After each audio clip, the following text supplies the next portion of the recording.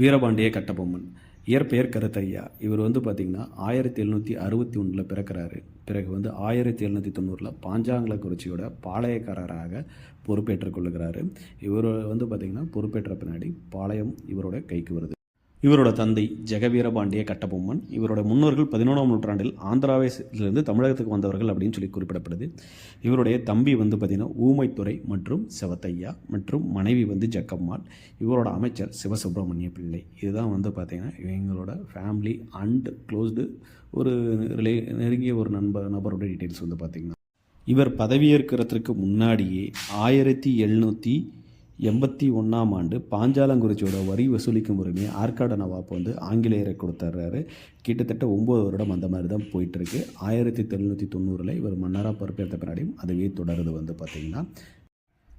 1798 September மாதம் பார்த்திங்கன்னா இவர் பதவியேற்றிலிருந்து 8 வருடங்கள் கழித்து இவர் செலுத்த வேண்டிய நிலுவைத் தொகையாக 3310 பக்கோடா அல்லது 1050 பக்கோடா இருக்கிறதா சொல்லப்படுது. ஸோ இதை பற்றின கணக்குகள் பார்க்குறதுக்காக இவர் ராமநாதபுரம் ஆட்சியர் கேலின் ஜாக்சனை சந்திக்க நினைக்கிறாரு.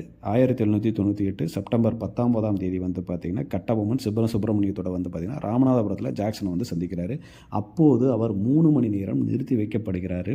ஸோ இந்த 3 மணி நேரம் நிறுத்தி வைக்கப்படும் போது சில பேச்சுவார்த்தைகள் கருத்து மோதல்கள் ஏற்படுது. அதன் பின்னாடி ஒரு சின்ன மோதல் ஏற்படுகிறது பார்த்திங்கன்னா. அந்த மோதலின் காரணமாக பார்த்திங்கன்னா லெஃப்டினன்ட் கிளார்க் என்பவர் பார்த்திங்கன்னா கொல்லப்படுறாரு. ஸோ அந்த கொல்லப்பட்ட பின்னாடி பார்த்திங்கன்னா கட்டபொம்மன் இதை பற்றிய சூழலை இவருடைய உயரதிகாரிக்கு தெரிவிக்கணும்னு நினைக்கிறாரு.